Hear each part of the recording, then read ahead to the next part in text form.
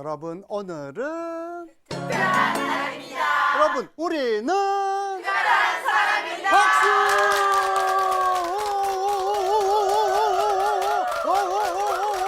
할렐루야, 할렐루야, 할렐루야. 네, 반갑습니다. 반갑습니다. 반갑습니다. 오늘은 특별한 날입니다. 그 13번째 시간을 맞이하였습니다. 우리는 대림 시기를 지내면서 성탄을 맞이한다는 성탄절이 아니라 성탄을 맞이하는 중요한 시점에 와 있는 것이지요. 성탄절을 맞이하는 사람은 크리스마스를 준비하는 거예요. 크리스마스라는 어떤 축제를 준비하는 것이라면 우리는 어떤 행사를 준비하는 것에서 멈춰 있게 됩니다. 그러나 성탄절이 아니라 성탄을 준비하는 것은 우리가 이 전례를 통해서 시간과 공간을 넘어서서 2000년 전에 베틀레헴의 마구간에 탄생하신 아기 예수님께 우리가 직접 참여하는 거예요. 시공을 넘어서는 것은 전례를 통해서 가능해지는 것입니다. 그래서 우리는 그냥 옛날에 이런 일이 있었대, 아닙니다. 왜? 예수님의 이야기는 옛날 이야기입니까? 아니죠. 2000년 전에 시작한 이야기예요. 그런데 지금도 진행 중인 이야기예요. 그리고 이제 마지막 날에 완성될 이야기예요. 그러니까 예수님의 이야기는 현재 진행형입니다. 그러면 우리는 예수님을 만날 때 마치 2000년 전에 예수님을 만났던 그 사람이나 지금 우리나 똑같은 조건에서 내가 예수님을 만납니다. 그런데 내가 예수님을 만나려면 뭐가 필요한가 했더니 회개가 필요하다는 거예요. 왜? 회개란 예수님의 나라에 동참하기 위한 준비인데 예수님의 가르침과 그분의 나라에 동참하기 위해서 회개라는 준비가 되어 있지 않다면 그 사람은 예수를 만나긴 만납니다. 그러나 그것은 죄인이 심판주를 만나는 결과가 되기 때문에 그분과의 만남이 우리에게 단죄와 죽음이 되는 것이지요. 그러나 우리가 준비하고 기다리는 자들에게는 예수님과의 만남이 구원이죠. 생명이죠. 기쁨이죠. 그렇기 때문에 예수님을 준비하든 준비하지 않던 우리는 예수님을 만나게 될 것입니다. 그런데 주님의 심판대에 섰을 때 의로운 심판을 받아서 영원한 생명을 차지한 자는 얼마나 복된 자입니까? 그러나 주님의 심판대에 섰을 때 내가 죄인으로 거기에 서 있다면 나는 단죄를 받고 처벌을 받는 죄인이 되는 것이죠. 자, 그러므로 우리는 회개가 반드시 필요한 조건에 있는 것입니다. 그런데 우리의 회개는 걱정에서 믿음으로 넘어가는 과정, 실망에서 희망으로 넘어가는 과정, 미움에서 사랑으로 넘어가는 과정, 이 세 가지 차원으로 되었는데 거기에 파스카의 포인트를 통과해야 된다. 그것이 통해, 감사, 용서다. 그래서 오늘 우리는 두 번째로 감사에 대하여 얘기합니다. 회개하라. 우리는 파스카 포인트를 통과해야만 완전히 새 사람이 되는 것이다. 우리는 육적인 탄생했죠. 그다음에 영적인 탄생을 해야죠. 그다음에 사명적인 탄생에 올라가겠죠. 어쨌든 우리는 포인트를 통과해야만 새 사람입니다. 도자기 공이 도자기를 빚었습니다. 그리고 그냥 시중에 내다 파는 사람 어디 있어요? 가마에다 넣고 구워요. 발백도, 천도, 어떤 건 1500도 구워가지고 열심히 정성껏 구워가지고 가마를 열었습니다. 그 다음에 어떻게 합니까? 골라냅니다. 파스카를 통과한 사람만 생명력을 가지고 이 도자기 공의 이름을 가지고 이것은 누가 만든 도자기입니다 해서 세상에 나가서 생명력을 가지고 자기 역할을 하는 거예요. 그러나 파스카를 통과하지 못한 사람은 그 자리에서 소멸되는 거예요. 깨부숴야 됩니다. 이제 우리가 파스카를 통과해서 정말 하나님의 일꾼으로서 건강하고 아름답고 거룩한 사람으로 거듭날 수 있기를 바라며 우리의 회개 두 번째 포인트, 실망에서 희망으로 넘어가는 것은 감사다. 이것을 생각해 보고자 하는 것입니다. 여러분 여기서 다시 한번 점검해 보자면 걱정과 실망과 미움은 믿음과 희망과 사랑이라는 것과 어떠한 관계에 있는가 하면 걱정은 하나의 믿음이에요. 잘못된 믿음이에요. 그래서 뭘 믿냐? 현세를 믿어요. 돈을 믿어요. 또는 권력을 믿어, 내 건강을 믿어요. 그런데 이것이 항상 나를 안전하게 보장해 주지 못하지요. 왜? 우리는 전능하시고 전지하시고 전선하시고 영원하신 하느님을 믿을 때 우리는 항상 언제나 어디서나 평화롭고 기쁘고 안전한 건데, 돈을 믿거나 권력을 믿거나 또는 내 자식을 믿고 있는데 돈도 어느 날 사라져 버리고 권력도 없어져 버리고 내 자식도 뭐 내 맘 같지 않고, 그래서 우리는 불안한 거죠. 걱정이 되는 거죠. 그러니까 이 걱정이란 왜곡된 믿음이다. 즉 우상을 숭배하면 우리는, 그럼 우상이라는 건 뭐냐면 우리 하느님은 보이지 않는 하느님, 영원한 하느님인데 보이는 하느님을 설정해 놓고 이게 나의 신이야 하고 거기다 아무리 절해봐요 소용없다 이거죠. 즉 보이는 하느님 우상 숭배를 하니까 걱정에서 못 벗어나는 거다 이거죠. 자, 실망은 뭐냐? 실망은 왜곡된 희망이에요. 잘못된 희망이에요. 뭘 희망해요? 현세에 희망을 두는 거죠. 사람들에게 희망을 두는 거죠. 그리고 내 재능이나 뭘 잘 활용해서 내가 성공하고 출세하고 뭐 여기다 희망을 두는 거예요. 그런데 이 희망은 항상 실망의 요소를 가질 수밖에 없다는 거예요. 왜? 경쟁 구조잖아요. 여러분이 하느님을 차지하려고 한다면 옆에 사람하고 경쟁할 필요가 없습니다. 하느님은 무한하시니까. 그러나 여러분이 물질을 놓고 싸우려면 돈, 권력 또는 어떤 자리를 놓고 싸운다면 피 튀기는 싸움을 해야 돼요. 자리는 하나밖에 없거든요. 사람들은 뭐 몇 대 일, 몇 대 일, 몇십 대 일, 몇백 대 일, 그러면 피 튀기는 싸움을 해요. 그러면 내가 아무리 똑똑하고 열심히 공부했고 열심히 준비했어도 내가 성공하리는 보장이 없어요. 그럼 여기서 우리는 실망하게 되는 거예요. 그러나 하나님 나라의 영원한 생명을 목표로 둔 사람은 실망할 필요가 없어요. 경쟁할 필요도 없어요. 내가 하는 만큼 주어집니다. 그렇기 때문에 희망을 둔 사람은 실망스러운 상황이 오면 더욱 큰 희망으로 하나님 나라를 바라보고 그리워하기 때문에 실망하지 않는다.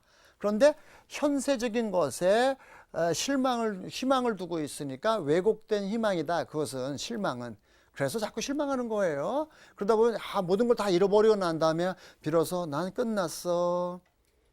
그때서야 비로소 영원한 나라에 희망을 둘라는가 몰라도 현세적인 희망은 실망일 수밖에 없다. 그런데 여기서 우리가 감사라는 파스카 포인트를 통과했을 때 영원한 하나님 나라를 희망하게 되는 것이다. 그다음에 미움이란 왜곡된 사랑입니다. 인간의 사랑은 내가 널 사랑해. 그래서 내가 널 미워하는 거야. 부모가 자식을 꾸짖고 폭언을 하거나 폭행을 하면서 임마 다 내가 너 잘 되라고 하는 거야 임마.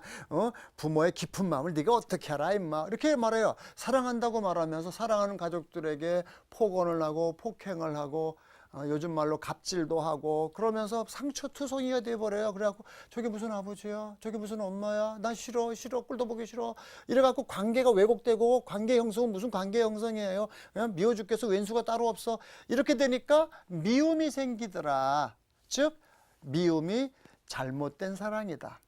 그런데 우리가 하나님의 사랑으로 거듭나면 사랑하기 때문에 미워하지 않아요. 사랑하기 때문에 용서해요. 사랑하기 때문에 축복하겠죠. 자, 이러한 관점에서 우리가 볼 때 걱정은 믿음은 믿음인데 잘못된 믿음, 실망은 희망은 희망인데 잘못된 희망, 미움은 사랑은 사랑인데 잘못된 사랑.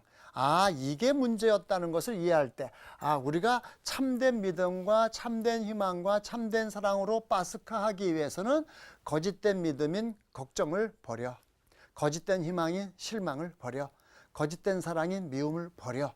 그렇게 됨으로써 우리가 온전히 회개한다. 크로노스를 버려. 그리고 카이로스로 건너가 하나님의 나라의 주인공이 되기를 바라며, 오늘 그 두 번째 시간은 실망에서 희망으로 넘어가기 위해서 우리는 감사해야 한다. 이것을 생각해 보겠습니다. 자, 감사란 무엇이냐? 구세사. 저는 지난번에 제가 이 프로를 시작하면서 구세사의 얘기를 잠깐 했어요. 자, 구세사는 신앙을 고백하는 거예요. 인류의 역사는 천지창조부터 세상 종말까지 하느님께서 인간을 구원하는 역사입니다. 그것이 구세사다. 그러니까 이것은 세상을 보는 관점의 고백이다. 그것은 신앙의 고백이다. 즉 이 세상에 있는 모든 역사는 우연한 사건들이 우연히 일어나는 게 아니라 처음부터 끝까지 하느님께서 섭리하시고 계획하시고 준비하시고 주관하시고 다스리시는 거대한 섭리다. 이것을 믿고 고백하는 것이 신앙이다. 그렇기 때문에 우리가 감사할 때에 이 모든 것이 하느님의 허락했다는 것을 기억해야 됩니다. 예를 들어 사랑하는 사람이 죽었어요. 죽을 수 있죠. 갑자기 교통사로 죽어봐요. 얼마나 충격이 큰지 아십니까? 예? 갑자기 뭐 그냥 운동하러 갔다 갑자기 푹 쓰러서 뇌졸중으로 죽었어요. 예? 유언도 못하고 죽었어요. 얼마나 충격이 크겠습니까? 예? 오히려 암이라든가 이런 병을 통해서 오랫동안 준비할 기간이 있는 사람들은 오히려 충격이 덜한데 갑자기 죽을 수도 있어요. 그러면 우리는 앞이 깜깜해요. 그러면 어떻게 되는 줄 알아요? 이 충격이 너무나 커갖고선 사람들은 하느님이고 뭐고 다 필요 없어 원망스럽습니다. 이런 분들이 많아요. 그래서 우리가 인생을 살면서 많은 고통과 아픔이 있지만 그런 큰 충격을 받게 됐을 때 우리 감사하기 어렵죠. 밉죠. 이런 일이 생깁니다. 그런데 그 모든 것을 우리가 모든 만남은 하느님의 은총으로 보아야 한다는 것입니다. 왜? 하느님께서 우리를 사랑하시기 때문에 허락하셨다는 거예요. 예? 그래서 자, 저에게 사촌 누님이 계세요. 저는 경주 최씨이고 아버지가 월남하셔서 우리나라에는 아버지 쪽 친척은 없어요. 딱 한 분 계셨는데 사촌 누님이 계셨는데 큰아버지가 일제시대 때 결혼하고 3년 만에 돌아가셨는데 유복녀로 컸는데 그 누님이 계셨어요. 그런데 그 누님이 미국으로 이민을 가기로 되어 있었습니다. 그런데 이민을 가기 전에 여기 그 교통사고로 후유증으로 이렇게 이게 실룩실룩하는 증상이 있었는데 이것을 수술을 받고 싶었습니다. 미국에 가면 의료 제도가 다르잖아요. 수술을 했는데 1차 수술에서 실패합니다. 그래서 2차 수술하기 전에 누님이 저보고 불안해 걱정이야 할까 말까 막 그래요. 근데 제가 말리지 못했습니다. 저도 마음이 아파요. 그런데 두 번째 수술을 했는데 이 실룩거리는 것은 바로 잡았어요. 문제는 뭐냐? 머리에서 터졌어요. 그래갖고 뇌출혈이 왔고 폐혈증이 왔고 그래서 이제 돌아가셨어요. 누님이 돌아가신 그 아픔을 겪고 이제 연락을 받고 이제 갔어요. 그때 누님의 영정사진 앞에 제가 이제 무릎을 꿇고서 이제 누님의 얼굴을 보면서 기도를 했어요.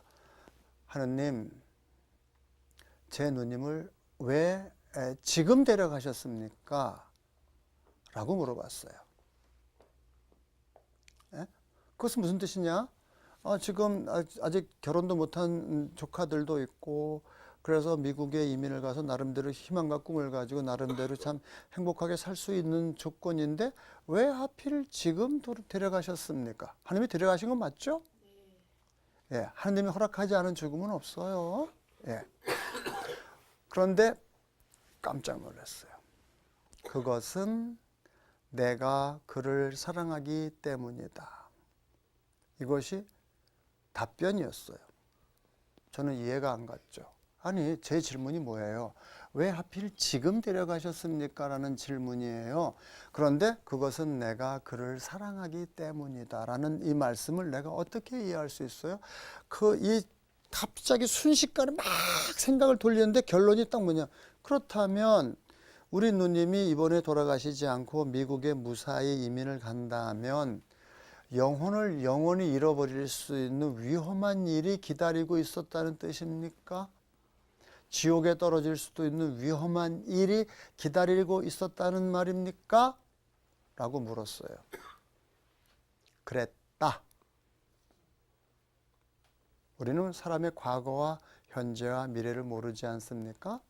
그랬다 하시는데 그렇다면 감사합니다. 저는 토를 달 이유가 없어요. 그렇다면 감사합니다. 그래서 하느님이 보실 때 우리 누님의 전생애를 통틀어 놓고 바로 지금이 영원한 생명의 나라에 들어가기에 가장 좋은 조건이었기 때문에 가장 최적의 시간 때였기 때문에 하느님이 데려가셨습니다. 인간의 사고, 물론 의료사고일 수도 있지만 인간의 어떤 사고나 실수나 과오를 통해서도 하느님은 역사하시니까 그래서 누님은 돌아가신 겁니다. 저는 그래서 그렇다면 하느님 감사합니다. 불만 없어요. 예? 그리고 저는 조카들에게도 진지하게 얘기했습니다. 애야, 혹시 어머니의 죽음 앞에 너희들이 정말 어머니의 영혼이 연옥에 가 있을 수 있는데 빨리 천당에 가도록 열심히 기도하고 희생 바쳐야 될 이 귀한 시간에 무슨 의료사고니까 분쟁이 있거나 뭐 해서 무슨 뭐 소송을 제기하거나 이런 일을 하면서 시간을 낭비할 생각 하지 말아라.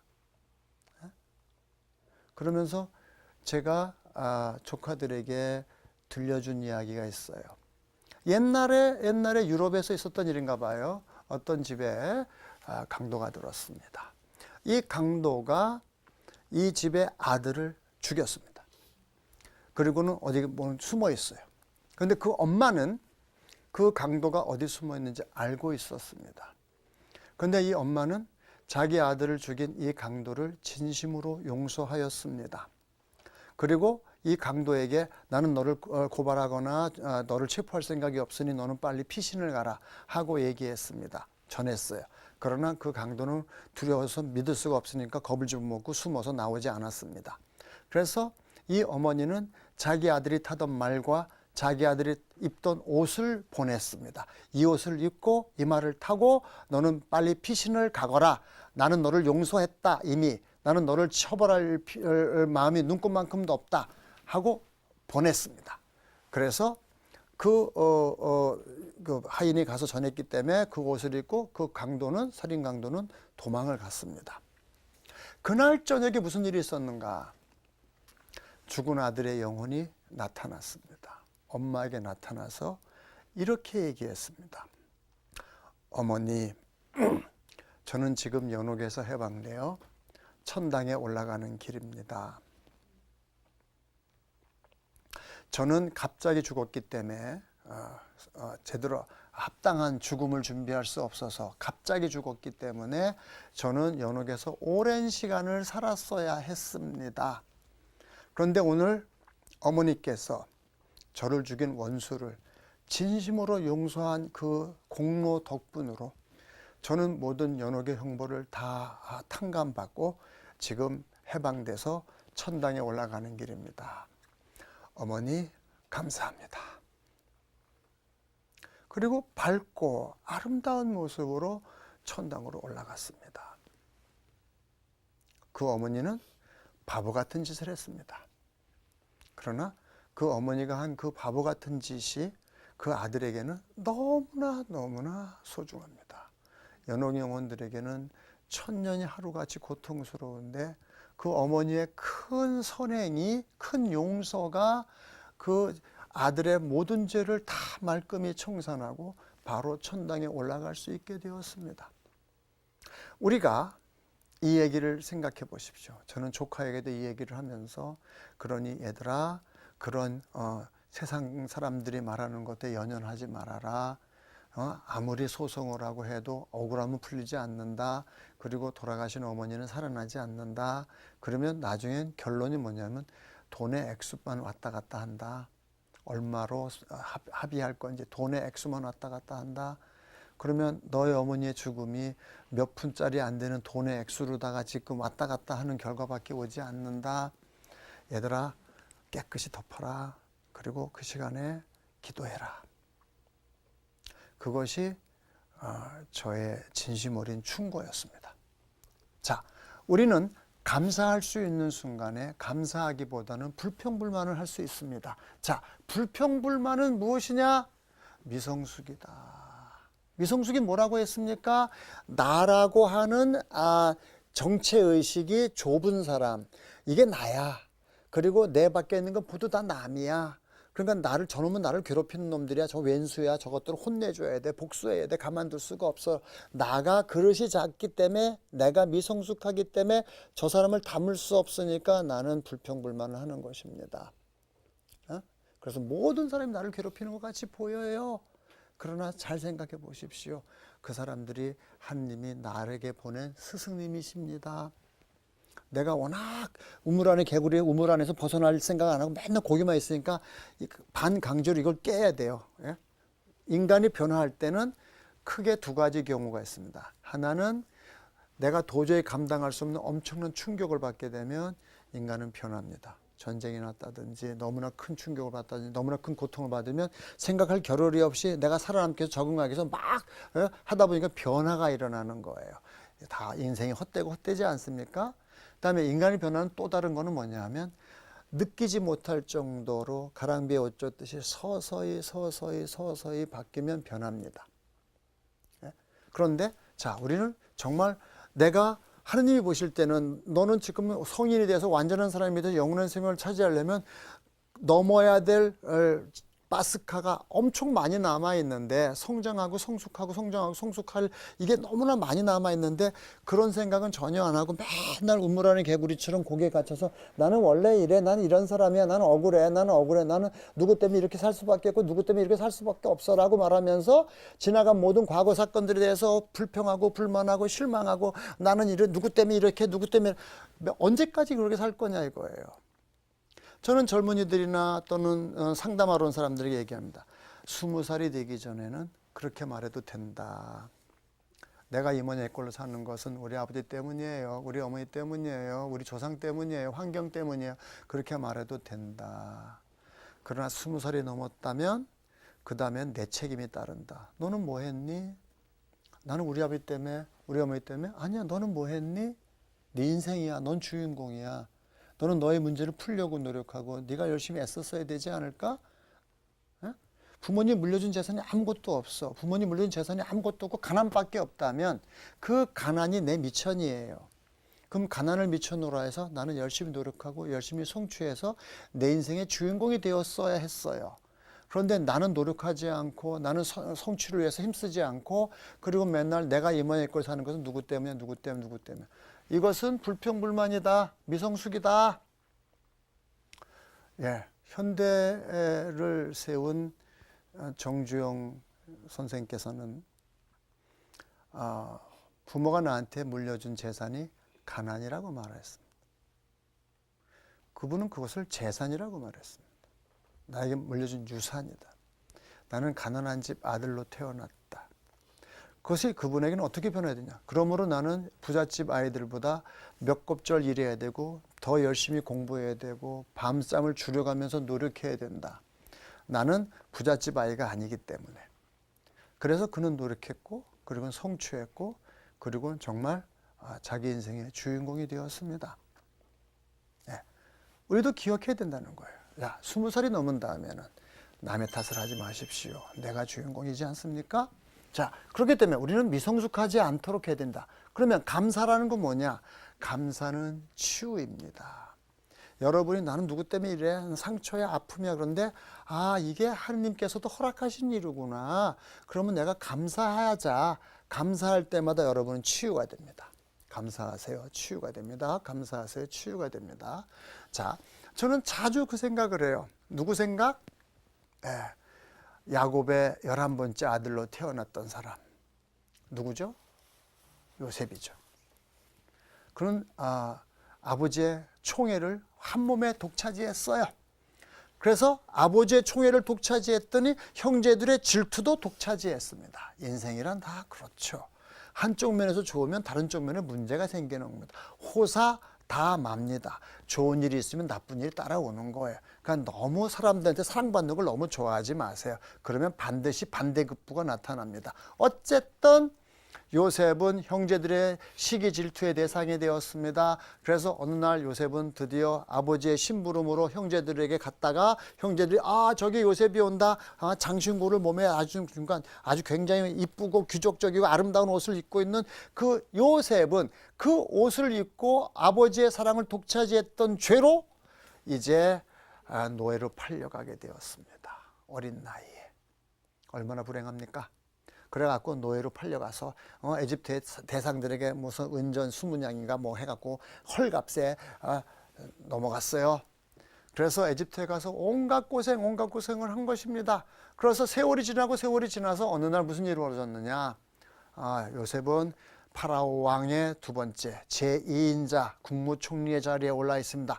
모든 것은 요셉이 결정합니다. 파라오 왕은 그냥 요셉이 시키는 대로 해라 이게 답니다. 요셉은 파라오의 그 신임을 두터운 신임을 한 몸에 지니고 있습니다. 그래서 요셉은 정말 훌륭하게 모든 것을 다 하고 있습니다. 그런데 어느 날 가나안 땅에서 올라온 형님들이 이제 요셉 앞에 무릎을 꿇고서 얘기합니다. 주인님, 주인님, 주인님 합니다. 주인님의 종 저희가 어쩌고 얘기합니다. 자, 무슨 일이 벌어진 것입니까? 요셉은 드디어 복수의 기회가 온 거죠. 그죠? 그런데 요셉은 뭘 깨달았습니까? 어릴 때 꿈을 꾼 게 깨달았습니다. 형님들이 나한테 무릎을 꿇는 꿈을 꿨어요. 기억하십니까? 바로 형들이 요셉 앞에 무릎을 꿇었을 때에 그것을 본 요셉은 무슨 생각을 했냐면 어릴 때 꿈이 떠오른 것입니다. 그래서 뭘 깨달았습니까? 이것이 아버지가 나를 너무 사랑했고 그 다음에 형들이 나를 시기 질투했고 그래서 내가 노예로 팔려왔고 내가 이 죽을 고생을 했다가 아니라 하느님도 허락하셨다는 걸 깨달았습니다. 이 모든 것이 하나님의 섭리였습니다. 이미 나는 어릴 때 꿈으로 보았던 것입니다. 언젠가는 그날이 와서 형들이 나한테 무릎을 꿇는 그날이 온다는 걸 이미 보았기 때문에 그 짧은 순간에 형들이 나한테 무릎 꿇고 있을 때 아예 처음부터 모든 것은 하느님의 계획이었습니다. 그것을 깨달은 것입니다. 그래갖고 요셉이 눈물을 펑펑 쏟으면서 형님들, 제가 형님들의 아우 요셉입니다 라고 말했습니다. 그러자 형들은 어떻게 됐습니까? 청천벽력도 이런 건 없습니다. 원수를 외나무 아래 만나도 이럴 수는 없습니다. 이제 우린 죽은 목숨입니다. 요셉이 마음만 먹으면 우리는 살아남을 수가 없습니다. 그 짧은 순간에 형들이 벌벌벌 떠는 걸 보고 요셉이 얘기합니다. 형님들 안심하십시오. 걱정하지 마십시오. 이 모든 것은 하느님께서 우리 가족을 불쌍히 여기셔서 형님들보다 먼저 저를 에집트로 보내신 것뿐입니다. 이게 감사예요. 감사하면 어떻게 된다고요? 이 모든 게 하나님의 섭리였어요? 이게 모든 게 하나님의 은총이었어요? 이것이 모든 게 하나님의 계획이었습니까? 그렇다면 불만 없습니다. 하는 순간에 봄눈 녹도 싹 녹아버려. 모든 상처 싹 녹아버리는 거예요. 사라지는 거예요. 없어지는 거예요. 이제 더 이상 그런 거 갖고 불평불만하면 치졸한 놈, 못난 놈, 그것도 못 풀어? 그렇습니다. 모든 것이 하나님의 섭리였습니다. 감사하십시오. 자, 독수리의 두 날개를 생각해 보십시오. 독수리는 하늘나라를 향해서 눈을 부릅뜨고 있습니다. 이건 뭡니까? 희망이지요. 그 다음에 믿음의 날개짓과 사랑의 날개짓을 하면서 힘차게 하늘나라를 향해서 차 올라가는 거예요. 삼위일체 원리다 이겁니다. 이 중에 하나만 고장이 나도 추락하는 거예요. 예? 믿음과 사랑은 되는데 희망이 하늘나라의 희망이라 이 세상의 희망을 두고 있으면 추락하는 거죠. 그 다음에 하늘나라의 희망을 두고 있는데 믿음의 날개짓은 잘하고 있는데 사랑의 날개가 고장이 나서 돌아요. 추락합니다. 반대로 희망도 좋고 믿음, 사랑도 잘하는데 믿음이 고장이 났어요. 추락합니다. 삼위일체예요. 우리는 하느님 나라를 향한 불타는 희망을 가집시다. 그리고 확고부동한 믿음의 날개짓과 사랑의 날개짓을 하여서 독수리가 하늘나라에서 힘차게 차올라가듯이 우리는 우리에게 약속된 영원한 생명을 반드시 차지하는 슬기로운 자녀들이 됩시다. 그러므로 자, 여러분 오늘은 우리는 특별한 사람입니다. 박수!